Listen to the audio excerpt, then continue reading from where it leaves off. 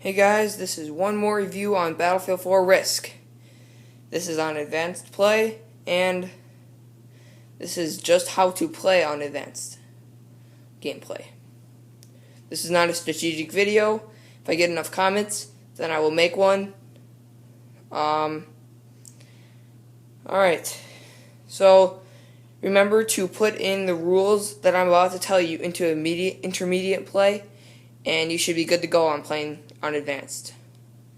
Alright, so to set up the game, you'll need to pick out one scenario card, which I have, and you set it up just how like it shows, and make sure it says Advanced Play and how many amount of players are going to be playing. Then the words right here are going to be what to do to win in this scenario. And I'm playing 2 players, so I'm just playing against myself to show you how to play Advanced Gameplay. Alright, so after you have done that, deal out 5 cards right here to each player, 2 leadership and 3 weapons. Make sure they are boot camp and that they are not intermediate or advanced cards. They must be boot camp cards that you start out with. The rest of the boot camp cards you can just put aside because you will not need them. The advanced and intermediate cards for weapons go into a pile, and advanced and intermediate cards for leadership go into a different pile or a deck. And then there will be another deck. It will be air support, and I'll get to that later on. Alright, so that is how to set up with the cards.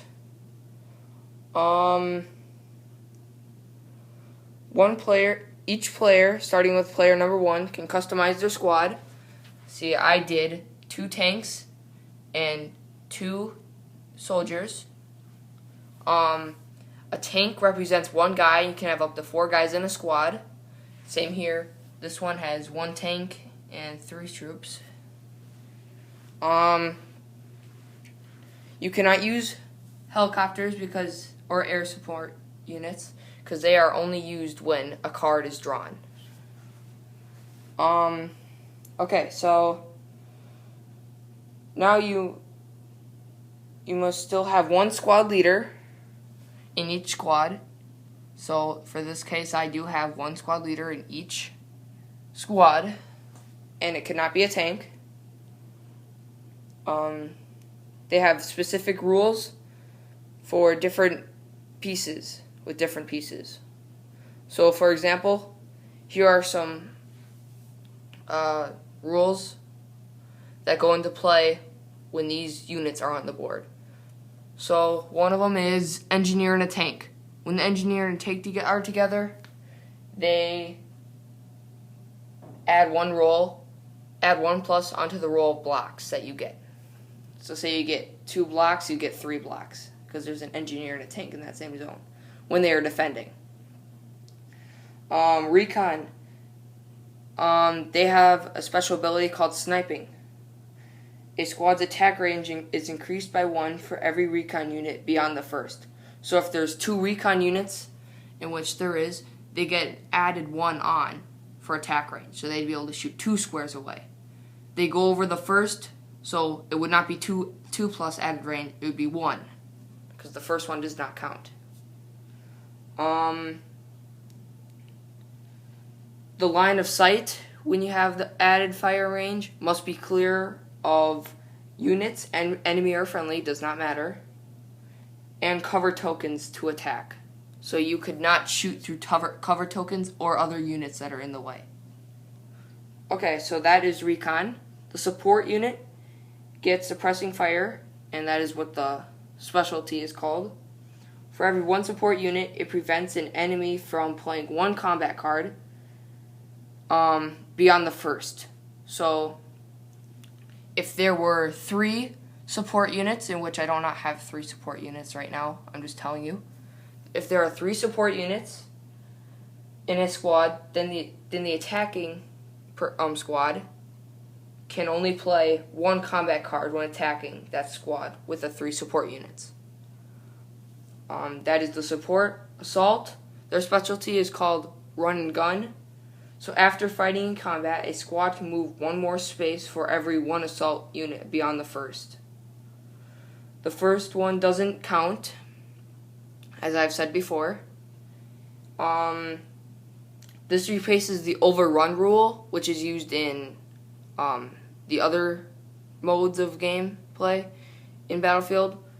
So the entire squad must move, and they must be in the same tile that you fought in. So, for example, if this guy, since he is an assault, was here, and these guys were right here attacking, they could only move, there we go. If these guys were here, then they could not move. But if there was an extra assault guy, then they could move one more over here in the same tile that they fought in. Alright, so that is the assault. Now the destructible cover. So that means the cover tokens can be destroyed in advanced play. Cover tokens can be destroyed by certain cards and air support. And if it is a card that is able to take out cover tokens, it will explain so on the card. So air support cards and some other cards will take out cover tokens, and they will explain on the card how it is done. In any scenario with teams, this is called team order. This is another rule. Each team may decide in which order to take their turns when it comes to their team's turn. So, for example, if already the first round was gone and blue went first, they could go again, or they could let the orange team go first. And this is only in teams, in team play. Air support, when you draw an air support card, you put an air token in a zone with your start zone in the tile. And that's the first part of it. So if you got an air support card, you would take one of these tokens, air support tokens, and put them in your starting squad, in your starting zone. And it controls an entire tile when it is in the tile. Now, once you've done that, then you can move up to 2 tiles. And this is the moving aircraft part. And this is before you move your ground squad. Then you can move your helicopter up to 2 tiles. So before you move your squad, you can move this air unit up to 2 tiles. So you can move them all the way up to over here.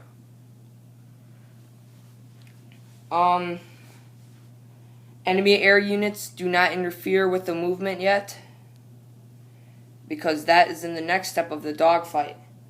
This is after moving your air units, if there are any,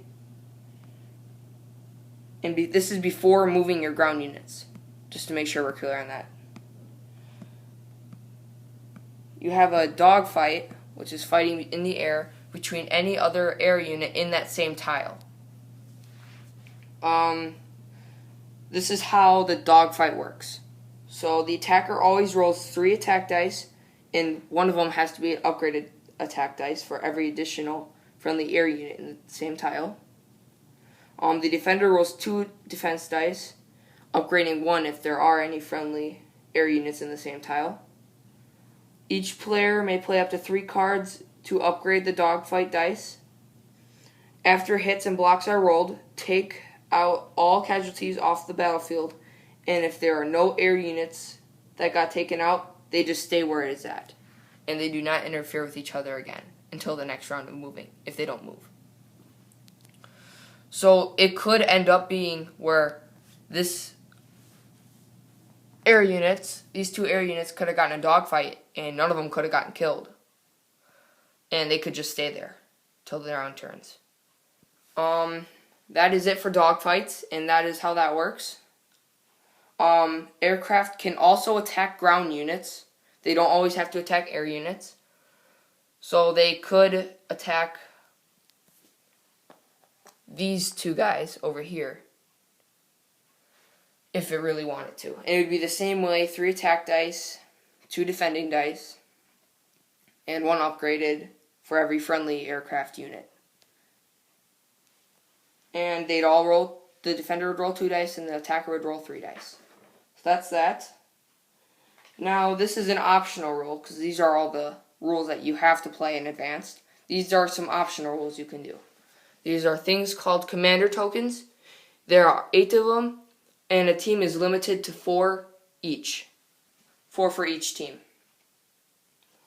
They have to be face up like this on the side of the board, and you have to draw them during the card phase. You can choose to take 1 commander token. You must use the commander token the turn you picked it up. If it isn't used the turn you take it, then it will be discarded and it cannot be used again for the rest of the game. Players and teams are limited up to 4, like I have said, and a player cannot draw more than 1 per turn. And once 1 is gone, it is never to be played in the rest of the game. And just a quick review, these are the upgraded dice right here, and these are the regular dice. And yeah, that's basically it for the advanced play. But in teams you must have different colors. So it could be orange and black together in one team, and then blue and gray together in one other team. That is how teams work. And that is it for this. Hope you guys liked it. Comment, subscribe, and all that stuff. And if I get enough comments, I will make another Risk game, or another Risk review on the original Risk.